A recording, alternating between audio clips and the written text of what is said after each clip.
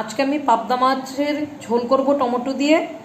আর এখানে যা যা উপকরণ দেওয়া আছে এগুলো দিয়ে আমি পাবদা মাছ টমেটোর ঝোলটা করব। এখানে টমেটো, ধনেপাতা, কাঁচা লঙ্কা, আদা এগুলো দিয়ে মশলা করে এখানে রাখা আছে, পেস্ট করে মিক্সচার গ্রাইন্ডারে পেস্ট করে রাখা আছে। তেল দেওয়া আছে, গ্যাস জ্বালিয়ে নিয়েছি। এই তেলটা দিয়ে এখন আমি মাছটাকে ভাজবো। কড়াইতে তেল দিয়ে দিলাম।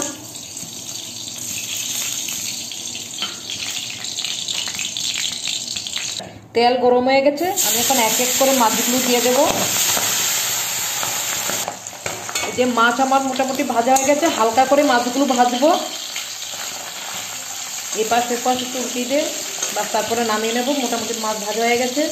হ্যাঁ, মাছগুলো ভাজা হয়ে গেছে, এখন নামিয়ে নিচ্ছি।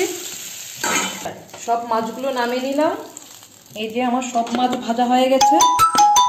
মাছ ভাজার তেল ছিল অনেকখানি, আমি এখান থেকে কিছুটা তেল কমিয়ে রেখেছি, কারণ আমার অত তেল লাগে না, আমি কম তেলই রান্না করি।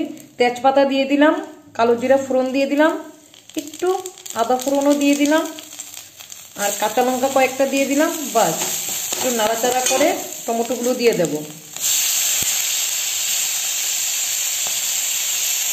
টমেটোগুলো দিয়ে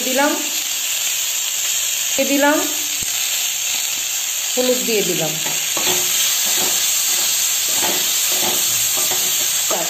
মশলাটা দিয়ে দেব। এবার আমার মশলাও ভাজা হবে, টমেটো সিদ্ধ হয়ে যাবে।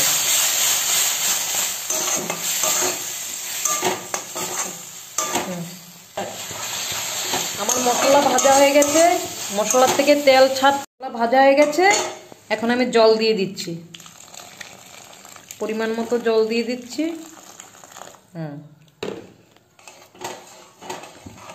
মশলাটা মিশিয়ে নিয়ে এই যে ঝোলটা ফুটে উঠেছে, এবার আমি এক এক করে মাছগুলো দিয়ে দেব।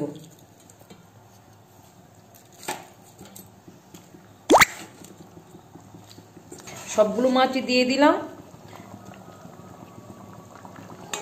এবার একটু ঝোলটা একটু সিদ্ধ হতে দেব, মাছগুলো একটু নরম হয়ে যাবে আরো। তারপরে ধনেপাতা দিয়ে আমি নামিয়ে নেব। মাছের ঝোল হয়ে গেছে। এই যে আমার মাছের ঝোল পুরো কমপ্লিট। কেমন হয়েছে জানাবেন, আর ভালো লাগলে আপনারাও আমার চ্যানেলকে লাইক, কমেন্ট, সাবস্ক্রাইব আর বেল আইকনটি টিপ দিতে ভুলবেন না। আর শেয়ার করলে খুবই খুশি হব। আর আপনারাও রেঁধে জানাবেন কমেন্টে যে কেমন লাগলো খেতে সবার। Thank you.